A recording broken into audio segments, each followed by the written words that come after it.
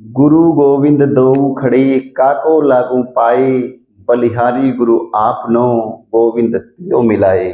दोस्तों, गुरु का दर्जा भगवान से पहले माना गया है। गुरु की पूजा भगवान से पहले होती है। दोपहर का वक्त था। गुरुजी कक्षा में अपने स्टूडेंट्स को, अपने बच्चों को पढ़ा रहे होते हैं। बाहर बारिश हो रही है, बाहर जबरदस्त बारिश है। अंदर गुरुजी कक्षा में अपने बच्चों को पढ़ा रहे हैं। अचानक ही गुरुजी के मन में एक सवाल आया। उन्होंने बच्चों से पूछा कि ये बताओ, अगर मैं तुम्हें 100 रुपये देता हूं तो तुम उन 100 रुपयों का क्या करोगे? गुरुजी ने हर स्टूडेंट से, हर बच्चे से पूछना शुरू किया। आगे बुलाते, बच्चे को अपने पास खड़ा करते, स्नेह से, प्रेम से उसके सिर पर हाथ फेरते और पूछते कि बेटा, अगर मैं तुम्हें 100 रुपये दूं तो तुम उन 100 रुपयों का क्या करोगे? कोई स्टूडेंट्स कहता कि गुरुजी मैं अपने लिए एक बल्ला खरीदूंगा। कोई कहता कि गुरुजी मुझे गेंद खरीदनी है। कोई कहता गुरुजी मुझे मिठाई खरीदनी है। हर बच्चे के अलग अलग जवाब थे। पंक्ति के आखिर में बैठा, लाइन के आखिर में बैठा सिद्धार्थ नाम का वो शिष्य बिल्कुल शांत था, बिल्कुल खामोश था। गुरुजी ने आवाज लगाई, सिद्धार्थ आगे आओ।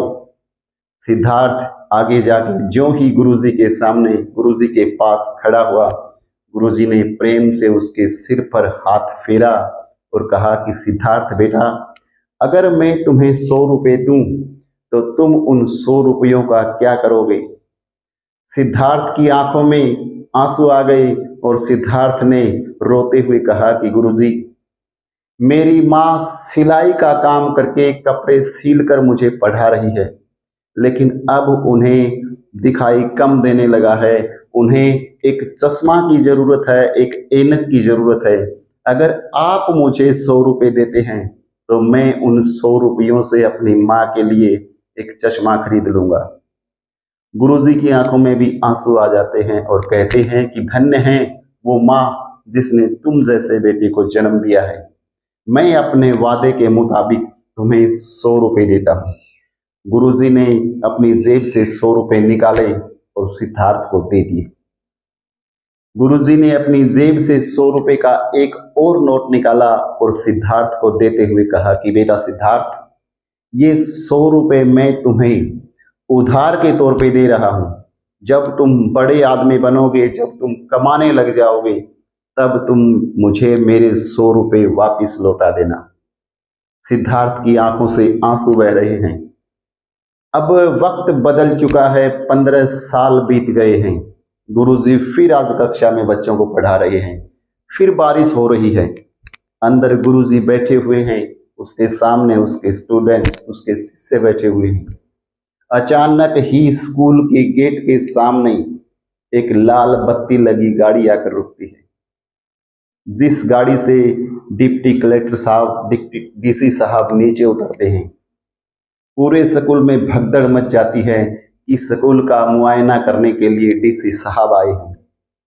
लेकिन डीसी साहब तो सीधे उन्हीं गुरुजी के कमरे में पहुंच जाते हैं और जाकर उनके चरणों में प्रणाम करते हैं, उनके चरणों से लिपट जाते हैं और रोते हुए कहते हैं कि गुरुजी, शायद आपने मुझे पहचाना नहीं।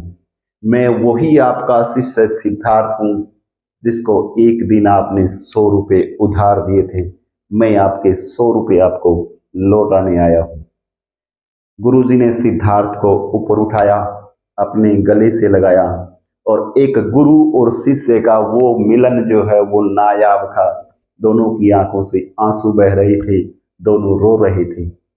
दोस्तों, एक गुरु की सफलता का पैमाना उसकी उसके शिष्य की सफलता से लगाया जाता है कि उसका शिष्य कैसा इंसान बना है, समाज का कैसा नागरिक बना है। एक गुरु की आय के आधार पर गुरु की सफलता को नहीं मापा जाता। उसकी सफलता का पैमाना, गुरु की सफलता का पैमाना तो शिष्य की कामयाबी से लगाया जाता है। इस समाज में हर शिक्षक के सामने, अपने शिष्यों को सुधारने के बहुत से अवसर मिलते हैं, बहुत सी अपॉर्चुनिटीज मिलती हैं। अगर एक शिक्षक, एक पुस्तक, एक पेड़, एक पुत्र और एक शिष्य का जन्म संवार दे तो इस धरती से बुराइयां हमेशा के लिए खत्म हो जाएंगी, अच्छाई जन्म ले लेगी। इसलिए हर शिक्षक का कर्तव्य है कि वो एक पुस्तक लिखे, एक पेड़ लगाए, एक पुत्र पैदा करे और एक समझदार शिष्य समाज को देकर जाए। ये प्रत्येक शिक्षक का उत्तरदायित्व है, कर्तव्य है। धन्यवाद।